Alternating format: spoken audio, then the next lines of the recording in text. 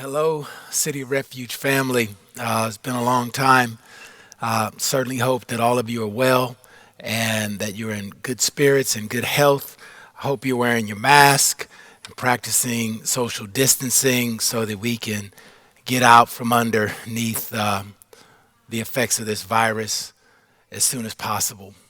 I'm here on behalf of Bishop Jones today to just do a brief overview of the propositions. I want to thank you, Bishop Jones, for the opportunity to at least share with our folks some of the things that we need to be aware of.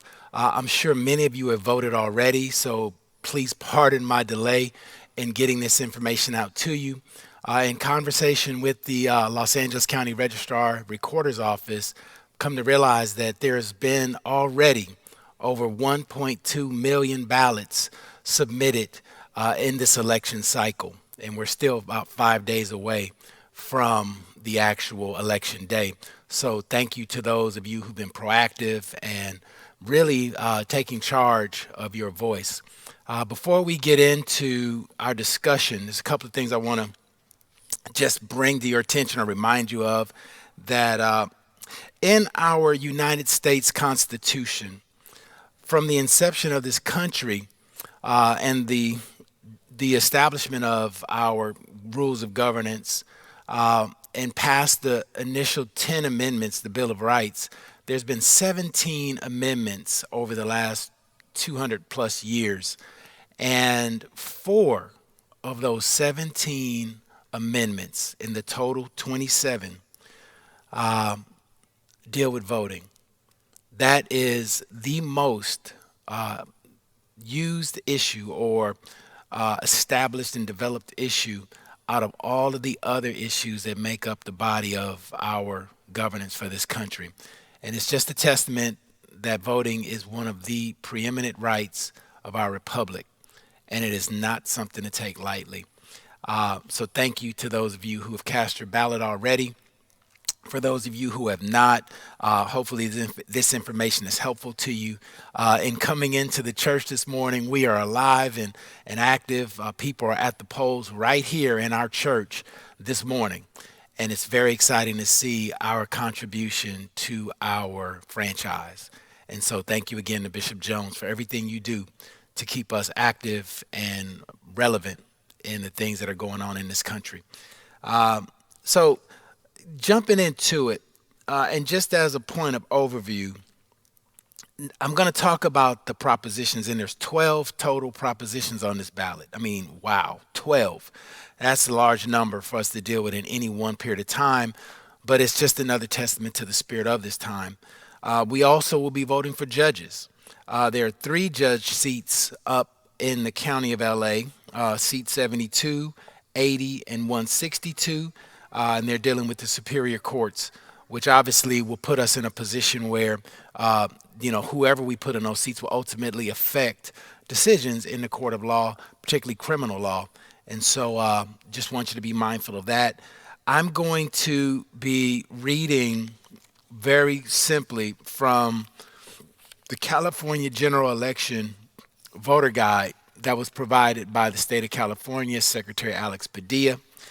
I certainly would suggest you take a minute and read through this. They have a quick reference guide, and then they also have a deeper dive into the propositions in the pro or con perspective, which if you are not, a student of this stuff and you're just trying to reference your decision off of the commercials, that can be very confusing, which is a tactic that I think, we have to do something about. You guys need to be really informed from an unbiased perspective. And I think the California State Voter Guide is something that will accomplish that in a neutral and unbiased way.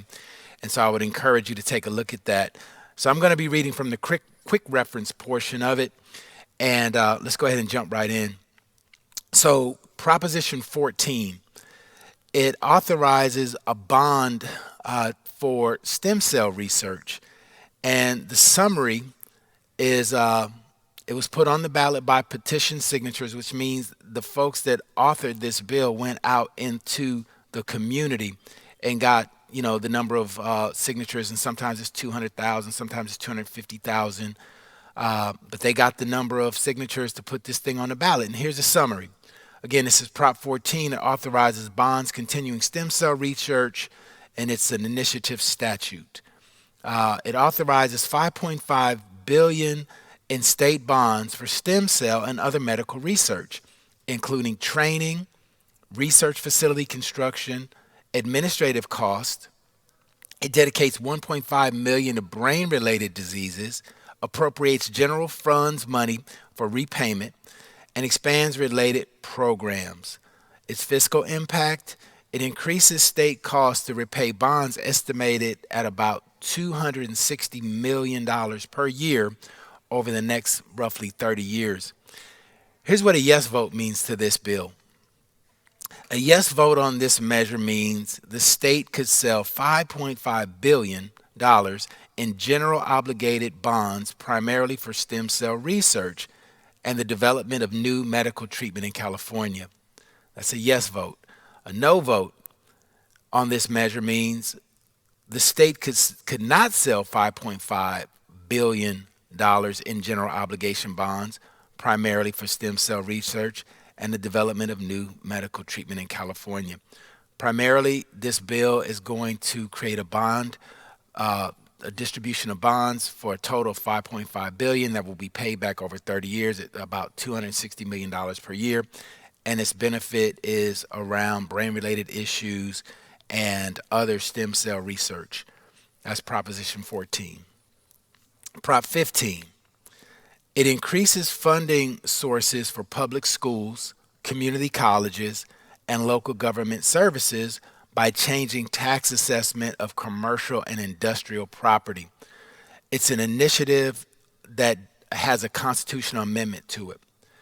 It was a proposition also by petition signatures. And basically the summary, taxes such as properties based on current market values instead of their purchase price. Fiscal impact, it increases property taxes on commercial properties worth more than $3 million, providing $6.5 billion to $11.5 billion in new funding to local governments and schools. Here's what a yes vote means. A yes vote on this measure means property taxes on most commercial properties worth more than $3 million would go up in order to provide new funding to local governments and schools. A no vote on this measure means property taxes on commercial properties would stay the same. Local governments and schools would not get funding. This is a very important measure, and I want to go into some of the pros of it and then the cons. On Prop 15, the proponents of the bill says it's fair and balanced reform. It closes property tax loopholes benefiting wealthy corporations. It cuts taxes for small businesses, protects homeowners and renters, and requires full transparency and reclaims billions of dollars for schools and local communities. It's supported by nurses, teachers, small business owners, affordable housing advocates, and community organizations. The con, or those opposed to this measure, says that this $12.5 billion property tax increase raises the cost of living and makes everything we buy from food, gas, utilities to daycare and healthcare more expensive. Prop 15 repeals taxpayer protection in Prop 13, and they're saying no on Prop 15. I'm going to encourage you again to use your voter guide, and not just from the reference, but to the deeper dive of the analysis of this bill. And I would suggest that for all of them, but for these that have drastic impact immediately to our way of life, certainly do your homework before you cast your ballot. And that's on Prop 15. So Prop 16. This proposition allows diversity as a factor in public employment, education, and contracting decisions. It's a legislative constitutional amendment, and it was put to the ballot by the legislature.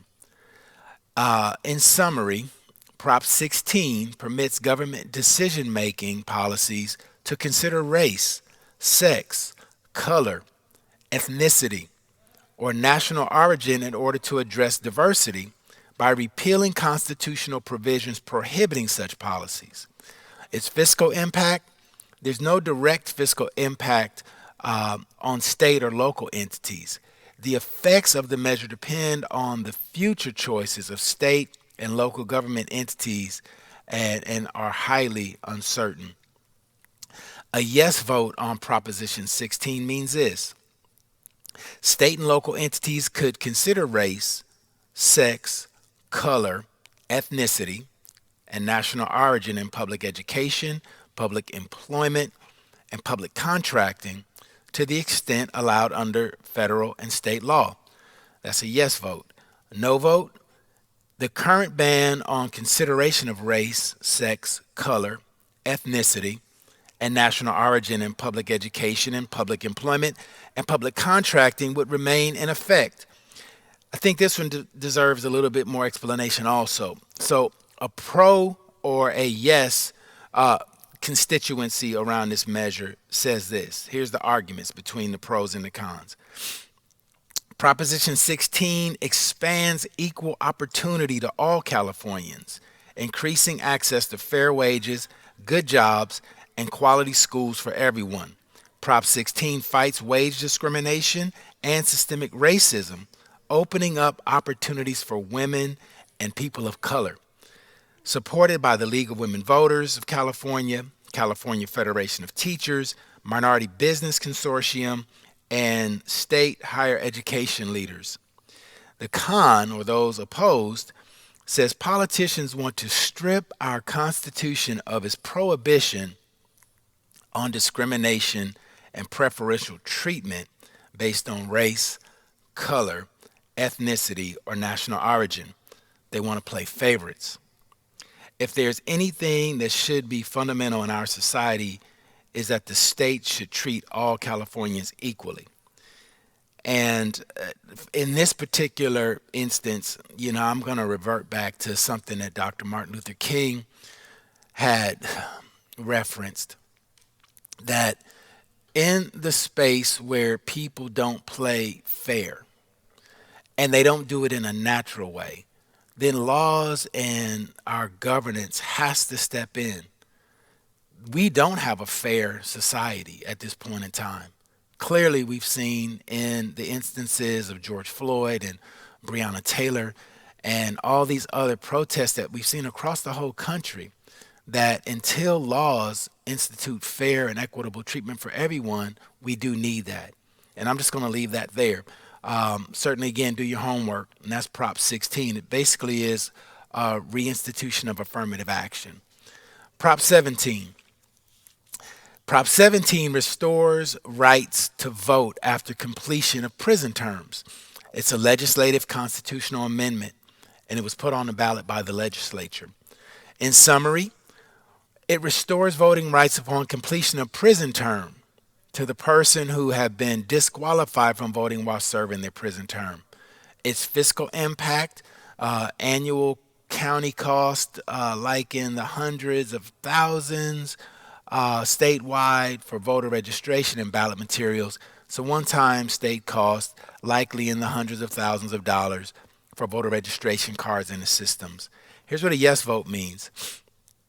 A yes vote on this measure means people on state parole who are U.S. citizens, residents of California, and are at least 18 years of age would be able to vote if they're registered. And a no vote means that people on state parole continue to be unable to vote in California. For me, it's a no-brainer. Citizenship should never be impacted by your incarceration state. If we're citizens, we're citizens. And so Prop 17 is pretty self-explanatory. It restores the natural voting rights to those who've been incarcerated and have served their time in prison. That's Prop 17. Proposition 18 amends California's constitution to permit 17-year-olds to vote in primary and special elections if they turn 18 by the next general election and be otherwise eligible to vote. Summary. Oh, and it was put on the ballot by the legislature also. Its fiscal impact, it increases statewide county costs, likely between several hundreds of thousands of dollars to 1 million every 2 years. Increases one-time costs to the state of hundreds of thousands of dollars. A yes vote means that eligible 17-year-olds who will be 18 years old by the time the next general election may vote in the primary election in any special elections preceding the general election. And a no vote means that no one younger than 18 years of age can vote in an election. Again, I am always a proponent of sooner than later engaging our civic duty of voting and also jury service. So I love it. I think it's smart. That's Proposition 18. Prop 19 changes certain property tax rules. Legislative constitutional amendment. It was put on the ballot by the legislature. In summary, it allows homeowners who are over 55 or the disabled or victims of wildfire disasters to transfer their primary residence tax base to replacement residences. Changes the tax on family property transfer. Establishes Fire Protection Services Fund. Its fiscal impact, local government could gain tens of millions of dollars of property tax revenues per year, probably growing over time to a few $100 million per year. Schools could receive similar property tax gains. Here's what a yes vote means. All homeowners who are over 55 who meet other qualifications would be eligible for property tax savings when they move. Only inherited properties used as primary homes or farms would be eligible for the property tax savings.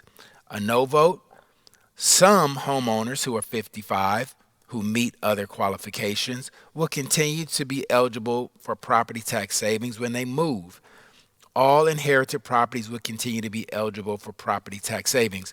This one again, like Prop 19, do a deeper dive into the analysis that is more articulated than this basic summary, this quick reference. There's a lot of implications behind that should be thought through, but it certainly has merit on the surface. That's Proposition 19. Prop 20. This is an important one. Restricts parole for certain offenses currently considered to be nonviolent. It authorizes felony sentences for certain offenses currently treated as misdemeanors. It's an initiative statute. This was put on the ballot by petition signatures. This means, again, they went to the people and gathered enough signatures for this to be eligible to be on this general election ballot. Here's a summary. It limits access to parole programs established for nonviolent offenders who have completed the full term of their primary offense by eliminating eligibility for certain offenses. Its fiscal impact, it increases in state and local correctional, court, and law enforcement costs, likely in the tens of millions of dollars annually, depending on the implementation. Here's a yes vote. A yes vote on this measure means people who commit certain theft-related crimes, such as repeat shoplifting, could receive increased penalties such as longer jail terms. Additional factors would be considered for the state's process of releasing certain inmates from prison early. The law enforcement would be required to collect DNA samples from adults convicted of certain misdemeanors. A no vote. A no vote on this measure means penalties for people who commit certain theft-related crimes would not be increased. There would be no change to the state's process for releasing certain inmates from prison early, and law enforcement would continue to be required to collect DNA samples from adults only if they were arrested for a felony or required to register as a sex offender or arsonist. Think that deserves a little deeper dive. So let's look at what those in favor of it and those opposing it are arguing. Those for the bill say Proposition 20 closes a loophole in the laws that now allow convicted child molesters sexual predators, and others convicted of violent crimes to be released from prison early. Proposition 20 also expands DNA collection to help solve rape, murder, and other serious crimes and strengthens sanctions against habitual thieves who steal repeatedly. Those against it. Uh, Proposition 20 is a prison spending scam. California already has a severe and lengthy sentencing, including life in prison, for serious and violent crimes. Prison special interests want to scare you into spending tens of millions of dollars on prisons, which could force draconian cuts to rehabilitation, schools, mental health, and homeless services. Essentially, with Proposition 20, it's looking to repeal certain aspects of Assembly Bill 109, which was the Public Safety Realignment Act, which changed everything in our state in terms of who's sentenced to what level of incarceration, whether they stay at the county jail for certain levels of crime or whether they go to state prison. It also repeals certain aspects of Proposition 47, which was a bill that reduced certain impacts of drug crimes. It expanded the level of what would be called grand theft versus petty theft because the threshold was so low that it just put everybody in this desperate situation that if they were arrested for what we call quality of life crimes, that they would be sentenced to prison for shoplifting and things like that. And then lastly, it repeals aspects of Proposition 57, which created incentives for participation in rehabilitative programs within the prison system. And so obviously do your homework. Proposition 20 is significantly important because it will have an effect on laws that are already working. Yes, there needs to be some refining, but to go back in and redress those laws like this may not be the smartest way. But do your homework. Proposition 20. Again, your voter reference guide from the state will give you a deeper analysis of the impact of a yes vote or a no vote. Moving to Prop 21. This expands local government's authority to enact rent control on residential properties. It's an initiative statute, and it was put on the ballot by petition signatures. Here's a summary. It allows local governments to establish rent control in residential properties over 15 years old. Local limits on rate increases may differ from statewide limits. Its fiscal impact, overall, a potential reduction in state and local revenues in the high tens of millions of dollars per year over time. Depending on actions by local communities, revenue losses could be less or more. So here's what a yes vote on 21 means. A yes vote on this measure means state laws would allow cities and counties to apply more kinds of rent control to more properties than under current law. A no vote says state law would maintain current limits on rent control laws. Cities and counties can apply. And I think I'm going to do a little bit deeper one on the pros and the cons as far as the arguments on it. So those in support of Prop 21 says the change we need to tackle homelessness. A yes vote on Prop 21 is a vote to keep families in their homes. A strong coalition of elected leaders, affordable housing providers, and seniors, veterans, and homeless advocates agree Prop 21 will help prevent homelessness. Those in opposition say that that Prop 21 will make California's housing crisis worse. Prop 21 undermines the strongest statewide rent control laws in the nation, costs jobs, reduces home values, stops new housing from being built, and eliminates homeowner protection while providing no protection for renters, seniors, veterans, or the disabled. Again, I'm going to leave that to your judgment in terms of how you feel, but certainly in this voter guide provided by the state of California, there is a deeper analysis beyond this quick reference that I'm referencing here. Please do your homework. Moving to Prop 22. Prop 22 exempts app-based transportation and delivery companies from providing employee benefits to certain drivers. It's an initiative statute, and it was put on the ballot by signatures through a petition effort. The summary for Prop 22, it classifies app-based drivers as quote-unquote independent contractors instead of employees and provides independent contractor drivers other compensations. Unless certain criteria are met, fiscal impact, minor increases in state income taxes paid by rideshare and delivery company drivers and investors. A yes vote basically means this: app based rideshare and delivery companies could hire drivers as independent contractors. Drivers could decide when, where, and how much to work, but would not get standard benefits and protection that businesses must provide employees. It's a yes vote. A no vote. A no on this measure means app based rideshare and delivery companies would have to hire drivers as employees if the courts say that a recent state law makes drivers employees. Drivers would have less choice about when, where, and how much they work, but would get standard benefits and protections that businesses must provide employees. Again, do your homework. That's Proposition 22. Prop 23.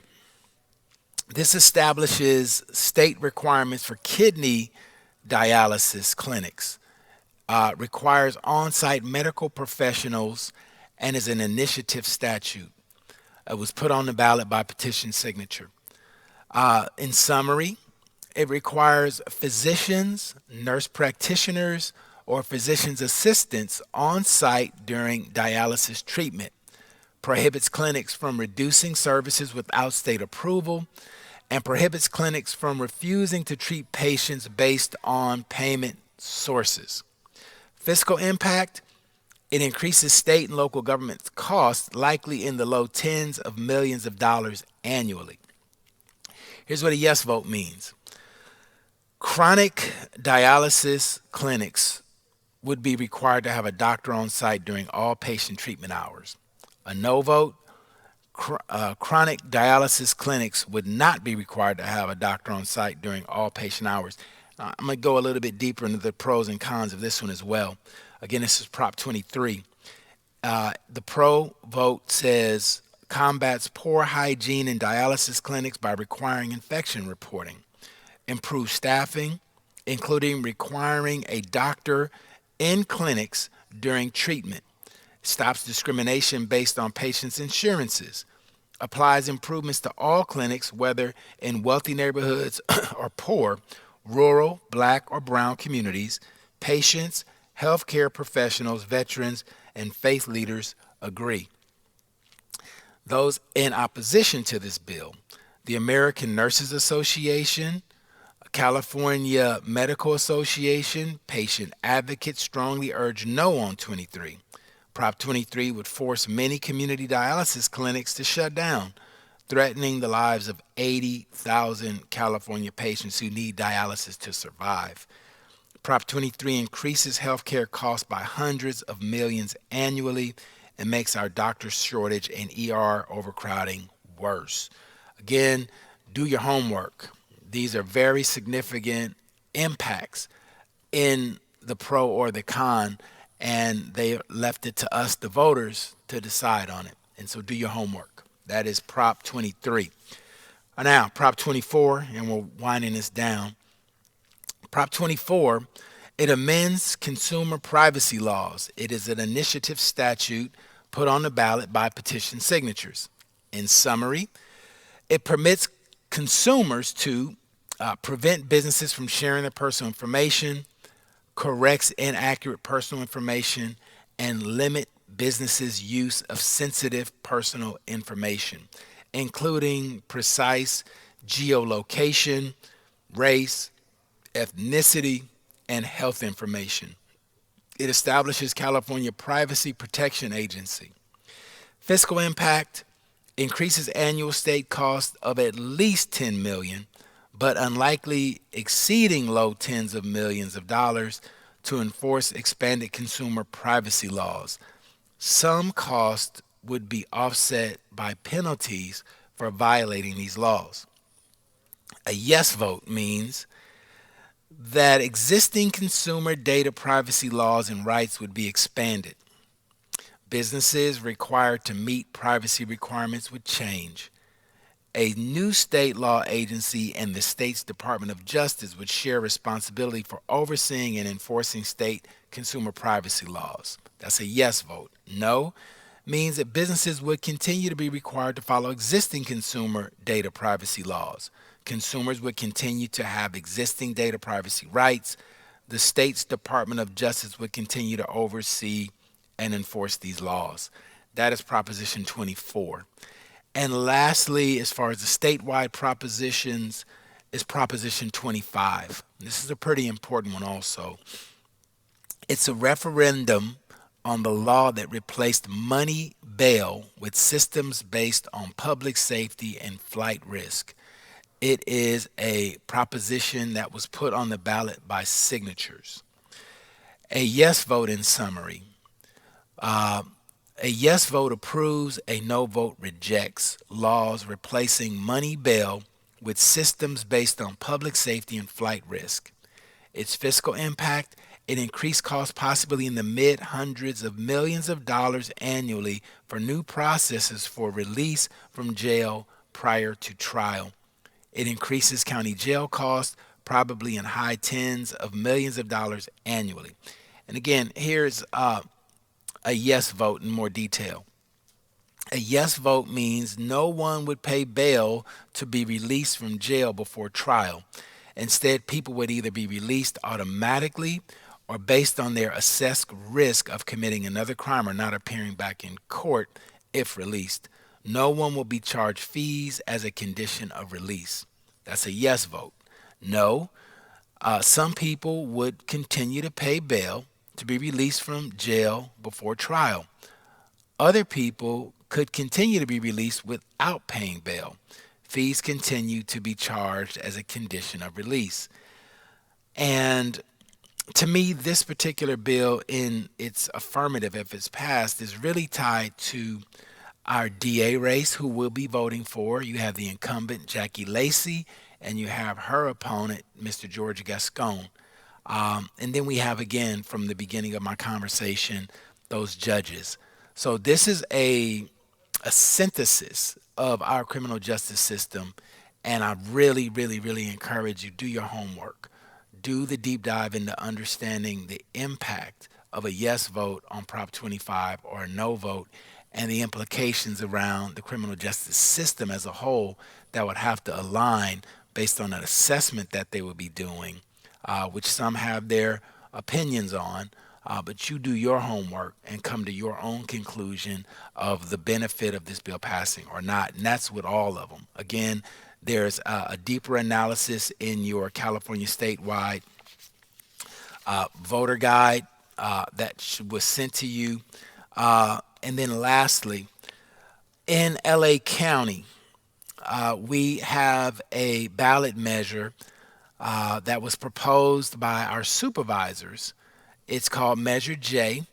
Again, it was proposed by LA County supervisors, and Measure J intends to address racial injustice by allocating at least 10% of county funding to community investment and alternatives to incarceration. Measure J prioritizes mental health, counseling, youth programs, job training, and placement.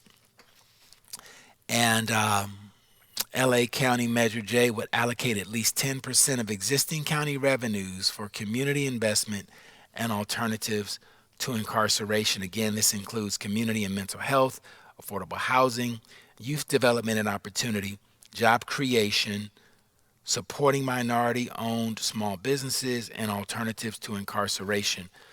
A lot of times with any of these bills, measures, and the like propositions, it's in the implementation. It's not just about having the bills passed, but it's about the effectiveness of how they're actually implemented.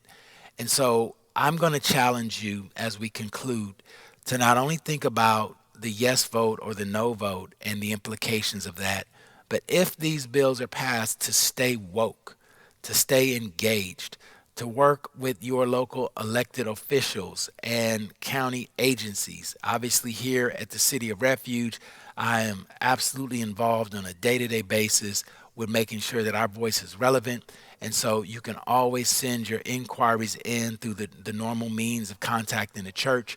But let's get involved. I hope that the spirit of 2020 is not lost after this election, whichever way it goes, as far as the president, whichever way it goes with our local and county officials and our other electeds that will be representing us at all levels of government within this country, this state, and our county and local municipalities. I am praying for you. I'm asking God to give you wisdom, understanding, and guidance as you make the decision of casting your ballot on November 3rd, this coming Tuesday. And again, thank you, Bishop Jones, for the opportunity to share out. I love you, City of Refuge. I am here and I'm committed to making sure that we have fair and equitable representation at every level of our government. God bless you.